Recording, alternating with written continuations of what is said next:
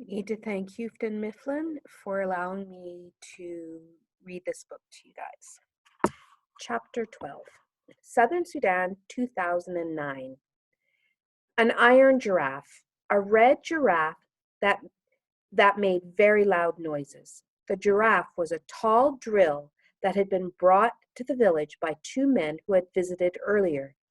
They had returned with a crew of 10 or more men and two trucks, one hauling the giraffe drill along with other mysterious equipment, and the other loaded with plastic pipe. Meanwhile, the land was still being cleared. Naya's mother tied the baby on her back and walked with several other women to a place between the village and the pond. They collected piles of rocks and stones and tied them up into bundles using sturdy cloth. They balanced the bundles on their heads, walking back walked back to the drilling site and emptied the rocks onto the ground. Other villagers, using tools borrowed from the visitors, pounded the rocks to break them up into gravel. Many loads of gravel would be needed. Naya didn't know why. The piles of gravel grew larger each day. The clangor of machinery and hammer greeted Naya each time she returned from the pond. Unfamiliar noises that mingled with the voices of men shouting and women singing. It was the sound of people working hard together, but it did not sound at all like water. Etan Refugee Camp, Ethiopia, 1985. Mother, mother, please! Salva opened his mouth to call out again, but the words did not come. Instead, he closed his mouth, lowered his head, and turned away. The woman in the orange headscarf was not his mother. He knew this for certain, even though she was still far away and had not seen her face. Uncle's words came back to him. The village of Launa Rik was attacked, burned. Few people survived. No one knows where they are now. In a moment before calling out to the woman a second time, Sava realized that Uncle had truly meant something Sava had known. Sorry. Sava realized that Uncle had truly meant something Sava had known in his heart for a long time. His family was gone.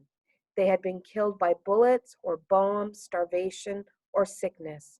It did not matter how. What mattered was that Salva was on his own now.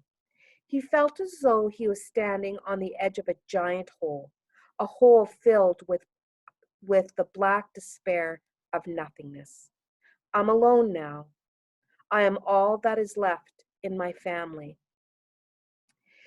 His father, who had sent Salva to school, brought him treats like mangoes, trusted him to take care of the herd. His mother, always ready with food and milk and a soft hand to stroke Salva's head. His brothers and sisters, whom he had laughed and played with and looked after, he would never see them again. How can I go on without them? But how can I not go on?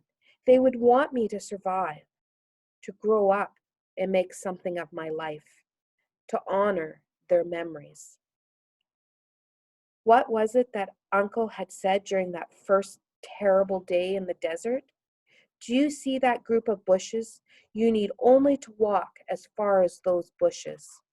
Uncle had helped him get through the desert that way, bit by bit, one step at a time. Perhaps, perhaps Sava could get through life at the camp in the same way. I only need to get through the rest of this day, he told himself. This day and no other. If someone had told Sava that he would live at the camp for 6 years, he would have never have believed it. 6 years later, July 1991. They are going to close the camp. Everyone has to leave. That's impossible. Where will we go? That's what they're saying. Not just this camp, all of them. The rumors skittered around the camp. Everyone was uneasy. As the days went by, the uneasiness grew into fear. Salva was almost 17 years old now, a young man. He tried to learn what he could about the rumors by talking to the aid workers in the camp. They told him that the Ethiopian government was near collapse. The refugee camps were being run by foreign aid groups, but it was the government that permitted them to operate. If the government fell, that what would that what would the new rulers do about the camps? When that question was answered, no one was ready. One rainy morning, as Saba walked towards the school tent, long lines of trucks were arriving. Masses of armed soldiers poured out of the trucks and ordered everyone to leave. The orders were not just to leave the camp, but to leave Ethiopia. Immediately, there was chaos. It was as if the people ceased to be people, instead became an enormous herd of panic, stampede two-legged creatures. Sava was caught up in the surge. His feet barely touched the ground as he was swept along by the crowd of thousands of people, running and screaming. The rain, which was falling in torrents, added to the uproar.